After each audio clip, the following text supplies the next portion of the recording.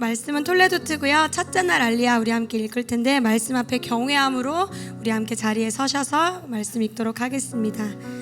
제가 한 구절, 여러분이 한 구절 교독하도록 하겠습니다. 그리고 이것들은 아브라함의 아들 이스하크의 세대들이었었다. 아브라함은 이스하크를 태어나게 했었다. 그리고 이스하크이 파단 아람의 아람 사람 베투엘의 딸 아람 사람 라반의 누이 리브카를 자기의 부인으로 취했을 때는 나이 40세였었다. 그리고 이스하크는 그의 아내 앞에서 야훼께 간절한 기도를 했었다. 왜냐하면 그 여자는 아이를 낳지 못하는 여자였었기 때문이었었다. 그리고 야훼께서는 그에게 간절한 기도가 이루어지게 하셨다. 그리고 그의 아내 리브카는 임신을 했었다. 그리고 아들들은 리브카 안에서 서로 씨름질을 했었다. 그리고 그 여자가 말했었다. 만일 그렇다면 왜 이런 일이 나에게 있는가?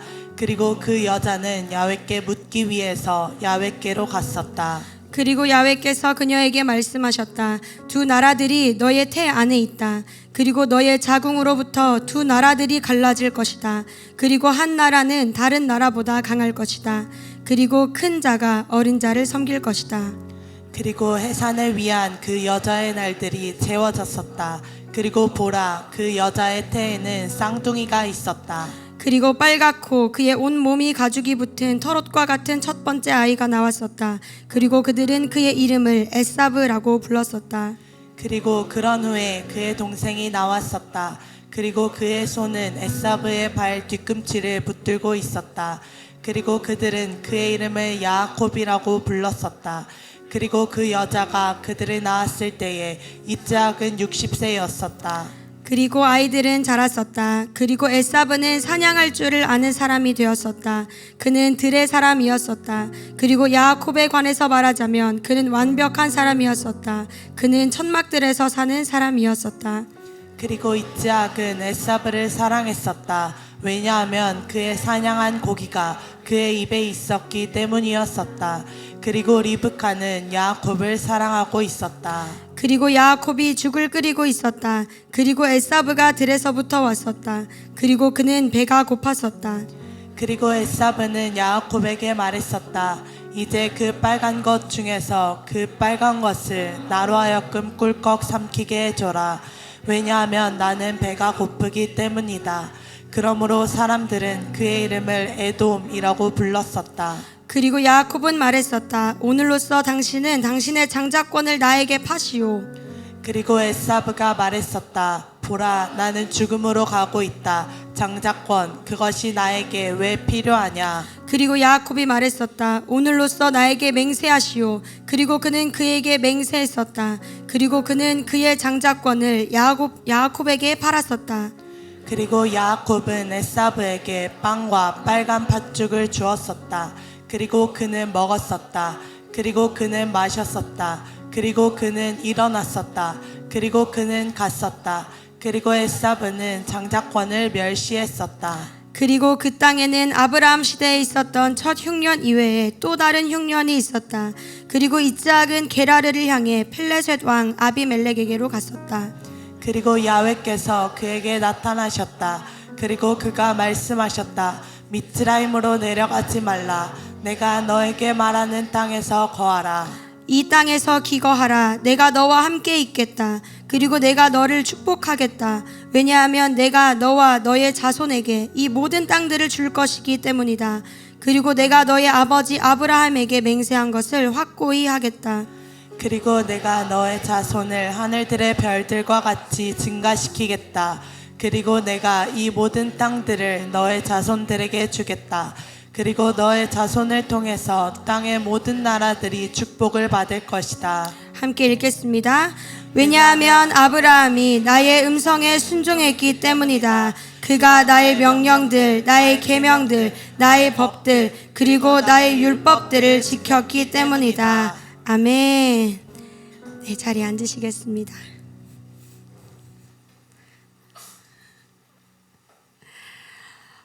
방금 올라오기 전에 확인하지 말아야 할 메시지를 제가 보고야 말았습니다. 목사님들이 지켜보고 있다 이렇게 컴퓨터 화면 찍으셔서 올리셨더라고요. 안 보는 게 좋았을 텐데 보고야 말았습니다. 지금 거기는 목사님들이 지금 레딩 베델처치 있는 레딩으로 넘어가셔서 거기는 지금 토요일 오후 저녁이 넘어가는 시간이에요. 지금 딱 이제 편안하게 보고 계시는 그런 상황입니다. 네, 열심히 해보겠습니다. 네, 이번 주간 토라포션 제목은요, 톨레도트입니다. 따라해볼까요? 톨레도트. 네, 톨레도트는 이렇게 씁니다. 이 톨레도트라는 제목은요, 족보, 계보, 역사 이런 뜻이에요. 딱 들었을 때 좀 느낌이 어떠세요? 되게 지루하고 재미없을 것 같지 않으세요?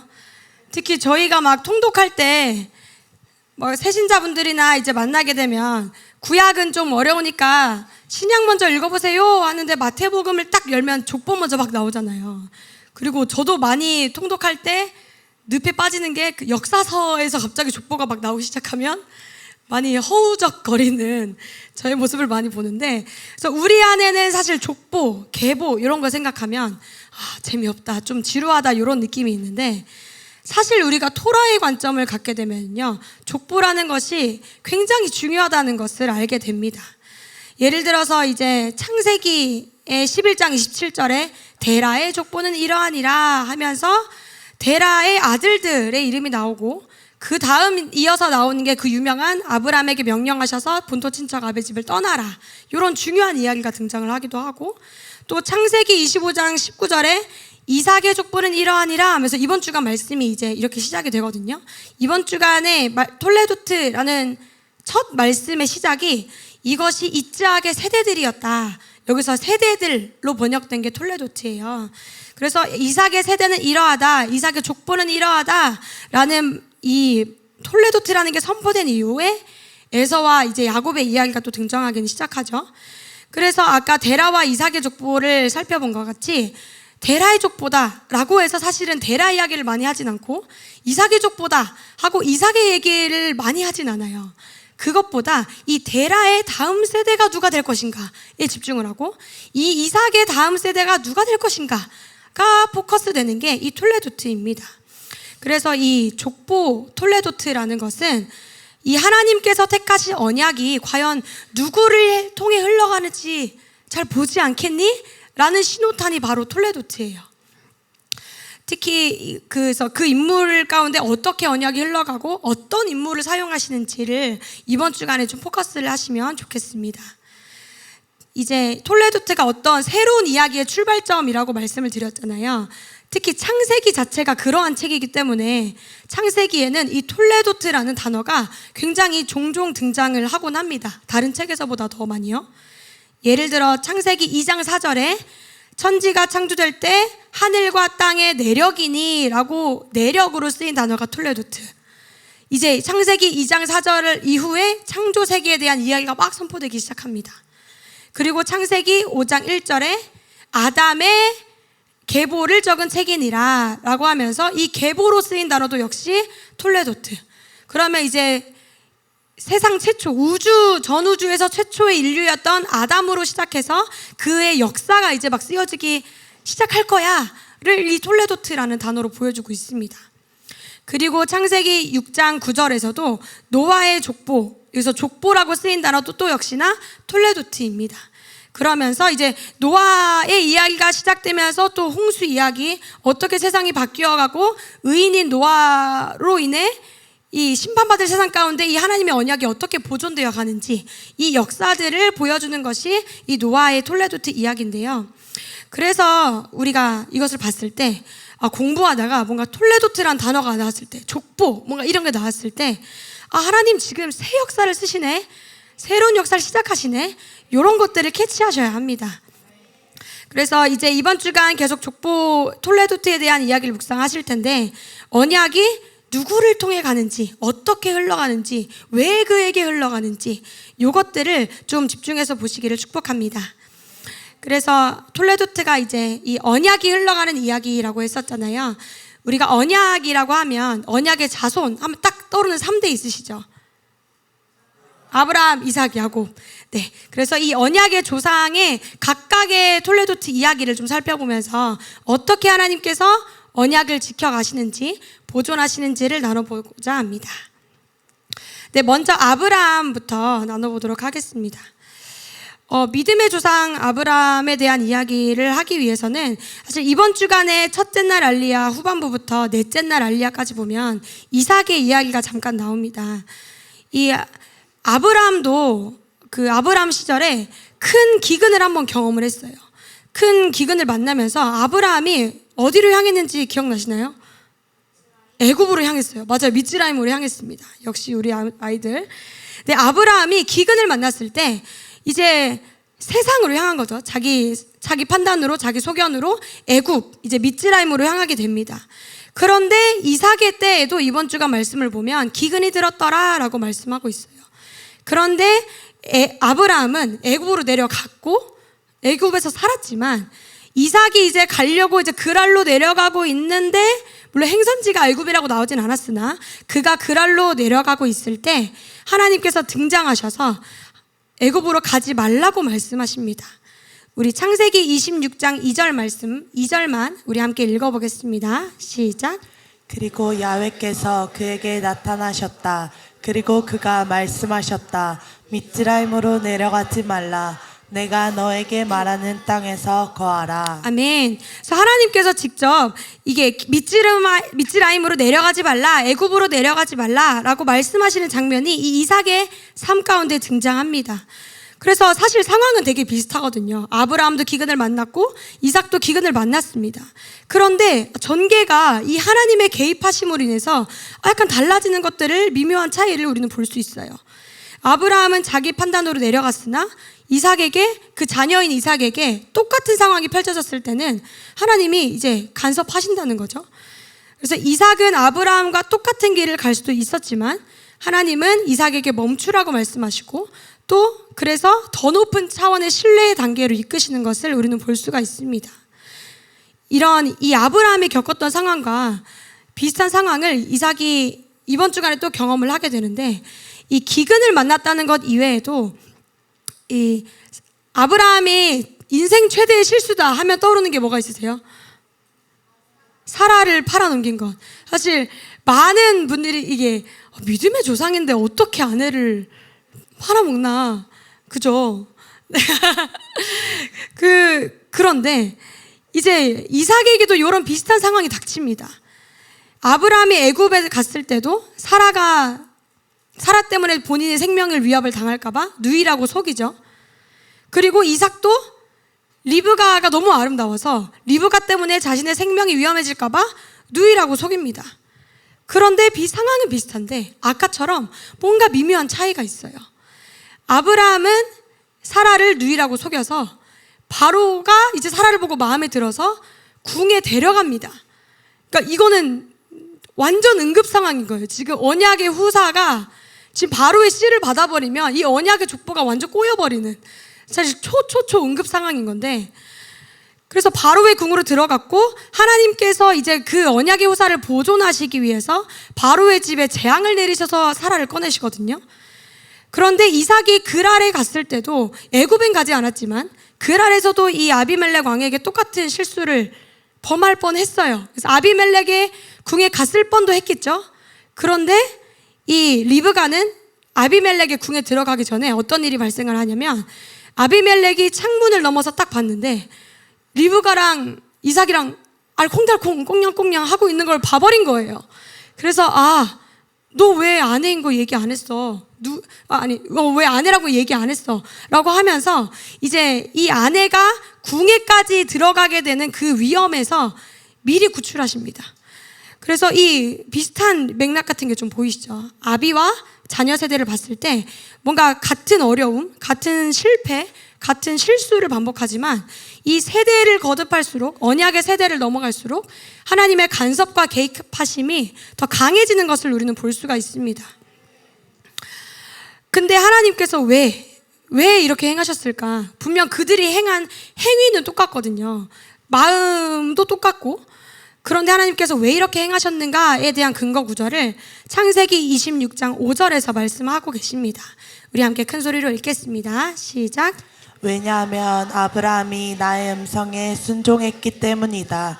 그가 나의 명령들, 나의 계명들, 나의 법들, 그리고 나의 율법들을 지켰기 때문이다. 아멘. 그래서 하나님께서는 아브람, 너의 아비 아브라함이 나의 하나님의 음성에 순종했기 때문에, 계명을 따랐기 때문에, 법을 따랐기 때문이다 라고 말씀하셨어요. 이 5절 이전에는 아브라함에게 약속하신 하나님의 언약적 축복이 막 나오거든요. 이제 내가 너의 아버지 이사가 너의 아버지 아브라함에게 내가 맹세하게 했는데 그걸 너한테 더 확고하게 할 거야 라고 3절에서 말씀하세요. 그래서 별과 같이 너희 자손이 많아질 거고 땅을 너희 자손에게 줄 거고 너를 통해 땅의 모든 나라가 축복을 받을 거고 이런 축복들을 막 말씀하시는데 왜? 아브라함이 나의 음성에 순종했기 때문이다. 나의 계명에 순종했기 때문이다 라고 말씀하십니다. 그런데 생각해보면 사실 아브라함이 정말 매 순간 우리가 생각하는 그 믿음의 조상이라고 생각했을 때 그 퍼펙트하고 이상적인 조상의 모습으로 순종했나요? 사실 아니거든요. 되게 실수도 많았고 우리가 상식적으로 범할 수 없는 그 행위를 한 것도 아브라함이었어요. 우리가 아내를 남의 왕에게, 심지어 이방 왕에게 판다는 게 지금 우리의 상식적으로는 이해가 되지 않는 것인데, 근데 하나님은 아브라함을 어떻게 보신다는 거예요? 나의 말씀에, 나의 계명에 순종한 자다라고 보고 계시는 거예요. 그래서 우리가 생각했을 때는 사실 아브라함의 인생이 믿음의 조상? 되게 부족해 보이고 연약해 보이지만 하나님께서는 그를 언약의 자녀로 선택하셨을 때 그가 맹세한 것이 있기 때문에 그의 인생을 톨레도트에 기록하실 때 아브라함의 실수는 하나님의 톨레도트에 없는 거예요. 그래서 하나님의 족보 가운데 아브라함은 순종하는 자야. 아브라함은 계명을 따르는 자야. 그러니까 이사가 너의 아비가 그려하였기 때문에 내가 아브라함에게 약속한 이 복을 너에게 더 확고히 해줄 거야 라고 말씀하십니다. 그래서 하나님께서는 이 언약의 자녀들에게 당신의 관점으로 바라보세요. 당신의 자녀들을. 하나님의 족보 가운데 아브라함이 이런 실수했음, 사라 팔아먹어서 언약의 대가 다 끊길 뻔했음, 주의해야 함, 이렇게 기록하지 않으시고 그건 예수님이 십자가 지시면서 다 지워주신 것 같아요. 다 지우시고 아브라함은 순종하는 자, 계명을 따르는 자, 법을 지키는 자, 이렇게 하나님의 톨레도트에는 그의 인생이 기록되고 있습니다. 그래서 하나님의 관점으로 우리의 톨레도트가 기록되고 있다는 거 기억하셨으면 좋겠습니다.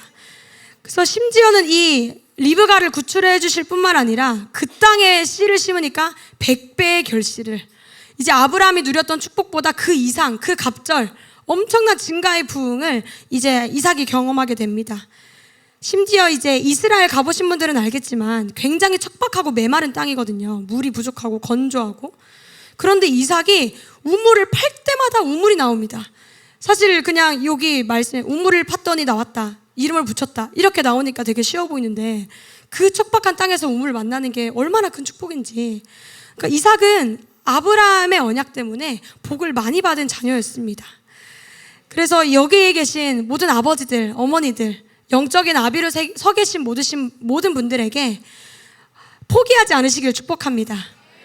넘어짐에도 불구하고 실수에도 불구하고 그것들 때문에 자책하지 마시고 계속해서 순종과 자기 부인으로 결국엔 하나님을 선택했던 아브라함과 같이, 그래서 하나님의 톨레도트에 순종하는 자로 기록됐던 아브라함과 같이 여러분의 삶을 그렇게 선한 하나님의 관점으로 보고 계심을 믿으시길 축복합니다.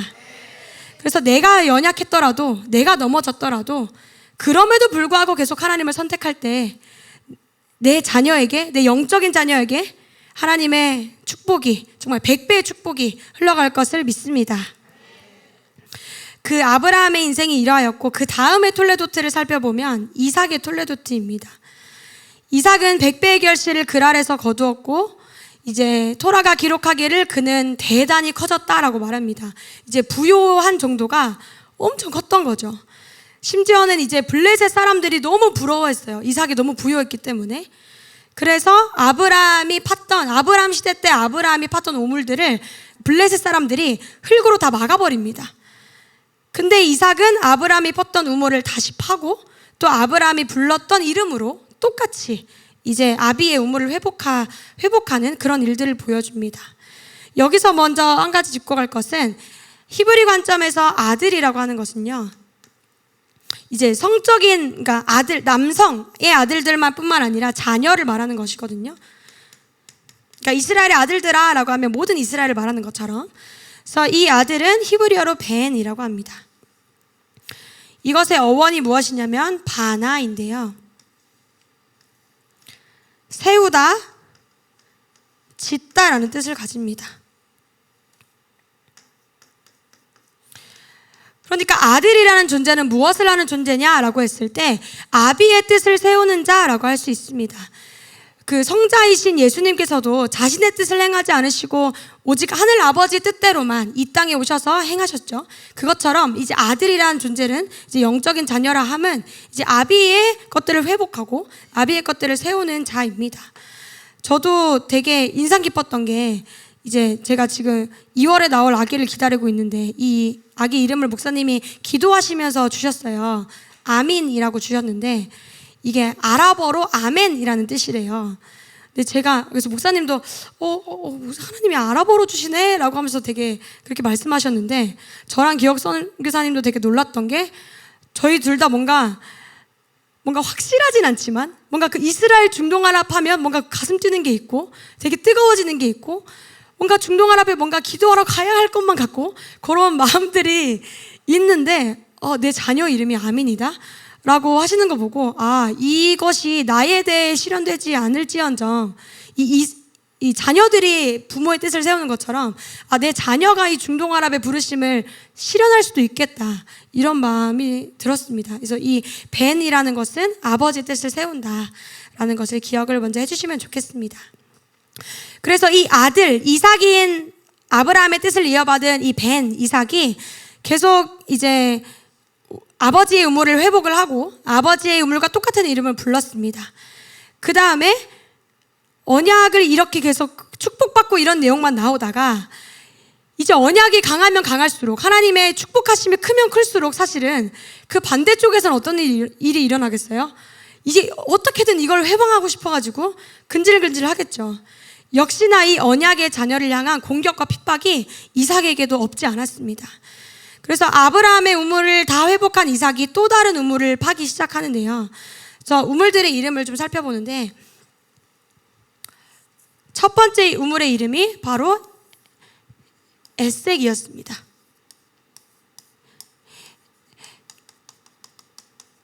근데 우물을 팠는데 막 그 목자들과 이삭의 목자들이 또 막 싸우기 시작하는 거예요. 그래서 이 우물의 이름을 싸움, 다툼이라는 뜻의 에색이라는 이름을 붙이게 됩니다. 그러고 이삭이 에색을 이제 내려놓고 또 우물을 팝니다. 그래서 복받은 이삭은 우물을 계속 만납니다. 가서 파면 물이 또 나옵니다. 그래서 두 번째 우물을 파게 되는데, 두 번째 우물의 이름이 신나. 개역개정에서는 신나라고 되어 있고 시트나라는 우물이 되는데, 이 우물의 이름의 어원이 무엇이냐 하면요, 어원이 바로 사탄입니다. 우리가 알고 있는 사탄, 그 사단이 맞습니다. 대적하다, 공격하다. 사탄이라고 하면 공격의 정도가 더 거세진 거 좀 보이시죠? 그냥 싸움 다투는 정도가 아니라 아예 대적하는 정도의 더 영적인 이제 공격과 핍박이 더 강해지는 것들을 이 이삭 언약의 자손을 향한, 언약을 향한 공격, 이것을 회방하려는 공격들이 이 우물의 이름을 봤을 때 더 거세지고 세지는 것을 우리가 볼 수 있습니다. 그런데 이삭이 마지막으로 이 에색과 시트나를 다 지나서 만나게 되는 우물이 바로 르호봇입니다.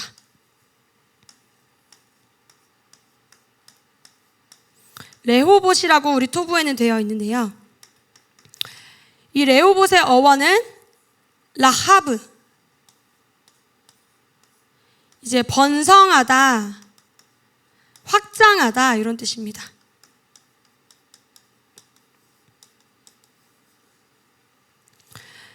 그래서 이 우물의 이름과 같이 이 마지막 우물을 팠을 때는요, 아무런 다툼도 공격도 없었습니다. 그래서 이삭이 이름을 이렇게 붙입니다. 르호봇이다. 이 우물은 르호봇이다라고 하면서 하나님께서 우리의 땅을 넓혀주셨다라고 고백을 하게 됩니다. 그래서 이 언약에 대한 공격이 없지 않아요. 이삭이 이제 받는 축복도 당연히 크지만 그에 대한 공격도 있었고 심지어는 거세지기도 했습니다. 그런데 계속해서 우물 파기를 포기하지 않고 계속해서 이 언약의 길을 따랐던 이삭에게 마침내 레호봇, 하나님의 번성하심과 넓히심을 경험하시는 것을 우리는 보게 됩니다. 그래서 이것을 통해 우리는 무엇을 알 수 있느냐? 하나님께서는 언약적 축복을 향한 핍박과 공격 가운데서도 하나님의 자녀들을 보호하신다는 것을 우리가 볼 수 있습니다. 심지어 이제 세대를 거듭할수록 그 복이 커진다고 했잖아요. 그 보호하심이 더 강해지고, 그래서 아브라함의 7 우물에 더해서 새 우물까지 파괴되는, 사실 7+3의 축복을 지금 이삭이 받고 있는 거예요. 그래서 이삭을 통해 이 많은 우물을 주시는 걸 보면서 아브라함에게 주신 복이 공격에도 불구하고 핍박에도 불구하고 확장되고 있구나라는 것들을 보셨으면 좋겠습니다. 그래서 이번 달에 아까 예배 전에 딱 화장실을 갔다 왔는데 딱 이번 달에 영적 길이랑도 맞물리는 거예요. 이달에 잊어버린 꿈을 기억하세요. 그게 지금 내 때에 이뤄지지 않더라도 그게 심겨졌고 발아하는 시즌이니 잊지 마세요 라는 메시지가 있어서 너무 이거랑 연결된다고 생각을 했어요. 하나님께서 약속하신 것은 반드시 지키시는 분이십니다. 하나님께서 당신의 톨레도트에 난 너에게 이런 복을 약속했고 너에게는 이런 축복을 줄 거야, 혹은 예언의 말씀으로 받으신 그런 복들 있잖아요. 근데 지금 당장 내 때 이루어지진 않았지만 약속하신 그것들 반드시 지키시는 분이십니다. 그래서 이 아들인 이삭의 이야기에서 우리가 깨달아야 할 것이 당장 내 때에 이루어지지 않을 수도 있겠다, 또 공격과 핍박이 있을 수도 있겠다. 하지만 기억해야 할 것이 무엇인가요? 내 자녀에게 더 크게 갈 수도 있겠다. 아브라함의 축복을 이삭이 갑절로 받는 것처럼 당장 내 때에 약속하신 복들이 이루어지지 않다고 할지라도 지금 당장 나는 지금 에스겔을 경험하고 내가 시트나를 경험할지언정 내 자녀의 때에는 르호봇이 임할 줄 믿습니다. 그래서 이 약속하신 복들을 기억하시고 잊지 마시고 또 이 헤시바널의 기류 안에서 생각나게 해주시는 주님의 은혜를 기억하시길 축복합니다. 이제 야곱의 톨레도트를 살펴보고자 합니다. 이제 야곱의 톨레도트를 살펴보면 사실 이번 주간이 이삭의 족보다라고 시작을 하지만 에서와 야곱의 이야기가 사실은 메인 줄거리거든요. 그래서 이제 하나님께서 이 에서와 야곱 두 인물을 대조하시면서 보여주시는 것은 이 둘 중에 어떤 자녀에게 내가 복을 흘려보내는지 볼래? 라는 의미로 좀 보셨으면 좋겠어요. 그래서 이 두 인물의 삶을 대조하면서 왜 야곱을 선택하시는지, 야곱에게 왜 언약적 축복이 흘러가는지를 살펴보고자 합니다. 우리 먼저 창세기 25장 27절의 말씀을 함께 읽도록 하겠습니다. 시작. 그리고 아이들은 자랐었다. 그리고 에사브는 사냥할 줄을 아는 사람이 되었었다. 그는 들의 사람이었었다. 그리고 야곱에 관해서 말하자면 그는 완벽한 사람이었었다.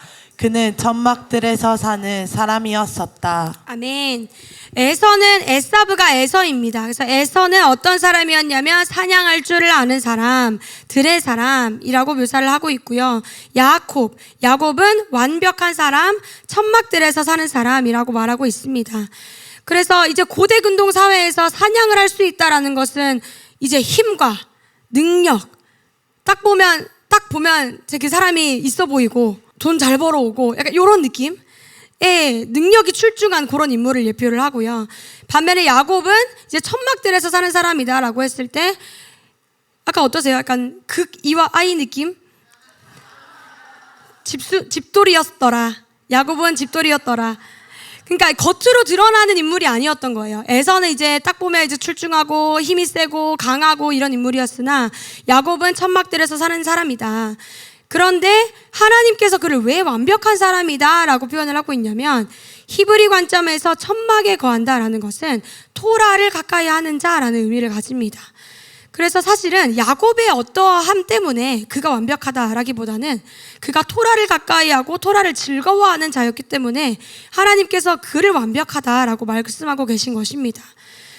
그래서 우리가 보기에 완벽한 자가 완벽한 사람이 아니고요. 하나님께서는 그 능력의 출중함을 떠나서 하나님을 가까이 하는 자, 토라를 가까이 하는 자를 완벽하다라고 말씀을 하십니다. 그래서 야곱은 토라를 귀히 여기고 또 이 영적인 가치, 보이지 않는 가치를 중요하게 여기는 사람이었습니다. 반면에 에서는 아까처럼 이제 사냥을 할 줄 알고 들의 사람이었기 때문에 육의 소욕을 따라 사는 사람이었어요. 우리 창세기 25장 32절과 34절 두 구절을 함께 먼저 읽어보도록 하겠습니다. 시작. 에서가 말하였다. 이것 봐라. 나는 지금 죽을 지경이다. 지금 나에게 맏아들의 권리가 뭐 그리 대단한 거냐. 야곱이 빵과 팥죽 얼마를 에서에게 주니 에서가 먹고 마시고 일어나서 나갔다. 에서는 이와 같이 맏아들의 권리를 가볍게 여겼다. 네, 유명한 대목이죠. 에서가 이제 장자권을 경히 여기고 이제 세 번역에 되게 생생하게 나와 있는데 나는 지금 죽을 지경이다. 배가 고파 죽겠으니 지금 내가 배가 고파 죽겠는데 이 장자권이 대수냐? 라고 말하고 있죠. 그래서 빵과 팥죽을 에서에게 주니 먹고 마시고 일어나서 나갔고 그걸 팔아버리죠. 그래서 이 들에 나갔다 돌아온 에서는 배가 너무 고팠습니다. 사냥을 잘했기에 힘을 많이 썼겠죠. 그래서 에서의 관심은 오로지 지금 당장 나의 배고픔을 해결해줘. 이게 그의 관심이었어요. 그래서 영적인 유업에는 전혀 관심이 없고 지금 당장 나의 육의 어떠함, 내가 지금 하지 않으면 견딜 수 없는 나의 욕망, 이것을 채우는 게 에서의 유일한 관심사였습니다. 그래서 그는 육적인 사람이었기에 배고픔을 참지 못했고 심지어 그 잠시의 배고픔을 이기지 못해서 영원한 영적인 유업인 장자권을 야곱에게 고작 죽 한 그릇에 팔아버리게 됩니다. 이 대목을 보면 전혀 아쉬워하는 마음조차 보이지가 않아요. 전혀 아쉬워하는 마음조차 없고 내가 죽게 생겼는데 무슨 상관이야? 라고 하고 있어요. 이 에서와 같은 모습은 오늘날 육신적인 성도로 살아가는 이 카날 크리스천의 모습을 보여줍니다. 겉으로 보기엔 좀 있어 보일 수도 있어요. 되게 자기 능력이 많고 잘하는 게 많고 주변 사람들에게 인정도 많이 받고 칭송받고, 그런데 그 사람의 중심은 어떻다는 거예요? 영적인 가치를 등한시하고 오직 나의 육적인 소욕을 위해서 내가 하고 싶은 거, 당장 나의 욕구를 위해서 살아가는 모습이 바로 에서의 모습이라는 것입니다. 그래서 그들의 삶의 목적이 나로부터 다 출발합니다. 내가 갖고 싶은 거, 내가 먹고 싶은 거, 내가 지금 당장 이루어야 하겠는 그것이 삶의 목적이 되어 살아가는, 영의 부르심과 전혀 상관없이 살아가는 육적인 상도의 모습을 보여주는 것이 바로 에서의 삶입니다. 하지만 우리는 기억해야 합니다. 에서가 장자권을 멸시했던 것처럼 정말 우리의 삶이 영적인 유업과 부르심이 아니라 내 육의 소욕을 따라 살아간다면 내가 하나님을 멸시하는 성도로서 살아갈 수가 있습니다. 그래서 우리는 깨어 있어야 합니다. 반면에 야곱은 영적인 가치를 우선으로 살아갔던 성도를 예표합니다. 야곱에게도 그 반대로의 아쉬움이 전혀 보이지 않았어요. 내가 형처럼 되지 못해서, 혹은 내가 약해서, 보잘것없어서, 혹은 내가 사냥을 못해서 늘 얻어먹고만 살아서 그런 아쉬움이 전혀 내비쳐지지 않습니다. 나도 에서 형처럼 멋진 사냥꾼이 되고 싶어 라고 소망하지도 않았어요. 그의 관심은 오직 장자권이었어요. 영적인 유업, 영적인 가치. 그는 눈에 보이지 않는 가치를 위해서 사는 인물이었습니다. 그래서 그는 이 야곱의 삶은 영적인 가치를 우선으로 살아가는 영적인 성도, 영적인 사람의 모습을 보여주고 있습니다. 아까 야곱의 특징을 얘기할 때 천막들에 사는 사람이라고 얘기했던 것처럼 우리가 영적이다라는 것을 얘기할 때 간과하면 안 될 것이, 우리가 절대로 토라, 말씀을 빼놓고 생각해서는 안 됩니다. 이게 은사적으로만 생각하든지, 물론 성령의 사역도 당연히 영적인 것에 포함되겠지만 가장 영적인 것이 말씀이라는 것을 기억하셔야 합니다. 그래서 하나님께서 야곱을 완전한 자라고 부르셨던 이유도 토라를 가까이 하는 사람이었기 때문에, 우리가 정말 영적인 삶을 추구하고 영으로 살고 싶다, 내가 정말 영의 존재로 영의 하나님의 아들로 살고 싶다라고 했을 때 우리가 가장 먼저 붙들어야 할 것은 바로 토라입니다. 그래서 아까 이 야곱의 에서와 야곱의 이 톨레도트 이야기를 봤을 때는 누구에게 이게 흘러가는지 보세요 라고 했습니다. 그래서 이 장자권이라는 언약의 축복이 에서가 아닌 야곱을 통해서 이제 흘러가게 됩니다. 그리고 야곱은 훗날 이스라엘이 되어서 12 아들들, 이스라엘의 기둥이 되는 아들들을 낳는 이제 그런 아버지의 축복을 받게 되고, 이 언약적 축복이 우리는 이 영적인 사람인 야곱에게 흘러갔다라는 것을 기억해야 합니다. 이렇게 야곱의 톨레도트를 통해 알 수 있는 것은 영적인 성도로서 살아간 나의 삶의 흔적들, 매일의 발버둥 친 것들, 그런 것들이 하나님께서 당신의 톨레도트에 기록하고 계신다는 겁니다. 매일 몸부림 치시잖아요. 저희 레위인들도, 모든 성도님들도 완료, 알리야 완료, 통독 완료, 11곡에 6, 7, 8, 9 완료. 그 모든 발버둥들 하나님께서 다 기록하고 계십니다. 내가 영적으로 살기 위해서 몸부림치는 것들, 그게 바로 야곱의 방향이기 때문에, 언약의 자손, 영의 자손의 방향이기 때문에 하나님께서는 이 영적인 자녀로 살아간 모습들을 보시면서 당신의 언약들을 이제 막 흘려보내기 시작하시는 거예요. 그래서 이 하늘의 톨레도트에 기록되는 자는 영의 자녀로 살아간 자라는 것을 기억하셔야 하겠습니다. 네, 말씀을 마무리 지으려고 합니다. 히브리서 12장 23절 말씀인데요. 우리 함께 읽어보겠습니다. 한글만 읽으시면 됩니다. 시작. 총회와 하늘에 기록된 처음 난 자들의 교회와 모든 것의 심판자 되시는 하나님과 완전하게 된 의인들의 영들과. 아멘. 이 히브리서에 등장한 구절인데요. 이제 하늘에 기록된 처음 난 자들의 교회라는 말이 등장합니다. 그러니까 하늘에 기록됐는데 처음 난 자, 장자라는 거죠. 왜냐하면 톨레도트 족보에는 장자들만 기록되거든요. 그러니까 하늘에 톨레도트가 있다라는 것을 지금 이제 히브리서에서 보여주고 있는 겁니다. 그리고 하나님과 완전하게 된 의인들의 영들이 있다라고 말합니다. 그러니까 이 히브리서에서 알 수 있는 것은 하늘의 톨레도트, 하늘의 족보에 기록된 장자들이 있고, 또 하나님과 완전하게 된 의인들이 있다라는 것을 우리는 이 구절을 통해 알 수가 있습니다. 이제 오늘 언약의 새 3대를 살펴봤어요. 아브라함을, 이삭을, 야곱을 살펴봤는데, 그 사람들의 사실 속속들이 그들의 인생을 봤을 때 완벽했나요? 완전했나요? 사실 아까 야곱도 되게 영적인 사람, 하나님이 선하게 기록하신 부분만을 우리가 포커스했지만, 나중에 야곱의 삶을 보면 이스라엘이란 이름을 받기 위해서 그 자아랑 씨름하고 허벅지뼈가 끊어져서야 이제 정신을 차리는, 사실 자아가 엄청 센 인물이기도 했단 말이에요. 그러니까 사실 아브라함도 이삭도 야곱도 완벽하고 완전한 사람은 아무도 없었습니다. 오히려 실수투성이라고 봐도 무방할 정도로 그들의 삶에는 연약함이 굉장히 많았어요. 이삭도 분명 하나님께서 리브가의 태에 에서와 야곱을 잉태했을 때 큰 자가 작은 자를 섬기리라 라고 말씀하셨거든요. 첫째 날 알리야에서. 그런데 이삭이 나중에 이걸 까먹었는지 눈이 어두워졌다라고 토라는 말하고, 또 에서에게 내가 맛있는, 내가 좋아하는 그 고기 요리를 가져와, 별미를 가져와, 그럼 내가 에서 너를 축복해 줄게 라고 하면서 이 언약의 아브라함의 대를 이어받았음에도 언약을 까먹어버리는 그런 모습들을 보여주기도 해요. 그러니까 그 언약의 믿음의 조상의 3대들도 완벽하지 않았다는 겁니다. 그런데 우리가 살펴본 것은 무엇이에요? 하나님께서 그들의 톨레도트를 어떻게 기록하시냐는 거예요. 하나님께서는 그 언약의 자손을 택하시고 그 언약의 자손의 삶을 후대에게 말씀하실 때 실수한 자라고 말씀하지 않으셨어요. 하나님의 순종한 자라고 말씀하셨고, 내가 너의 아비에게 맹세한 거 너의 자녀에게 더 나는 확고하게 할 거야, 더 번성하게 할 거야 라고 약속하시는 분이 우리 하나님이세요. 그래서 이 아브라함과 이삭과 야곱도 결국 그들에게도 연약함이 있고 어려움이 있었지만 계속해서 믿음의 방식을 추구하고 영적으로 살아가기를 결단하고 하나님 앞에 환두뼈가 부러질지언정 계속 하나님의 길을 따르기를 결단했을 때 그들의 실패에도 불구하고 언약적 축복을 받게 되는 놀라운 은혜를 겪게 됩니다. 그래서 그들이 바로 하나님과 완전하게 된 의인들인 것입니다. 하나님과 완전하다.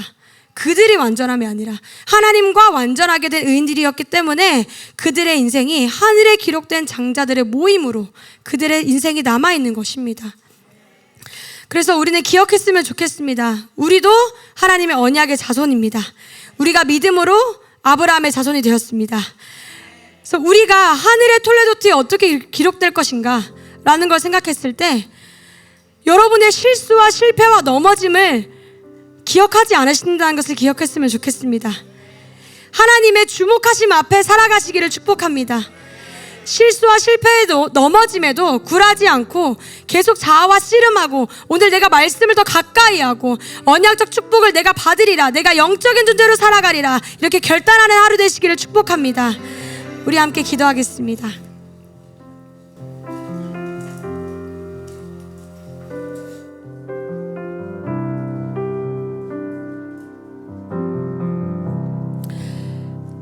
이 시간 함께 결단할 것은 하나님, 우리의 인생이 하늘의 톨레도트에 기록되는 인생이 되기를 소망합니다.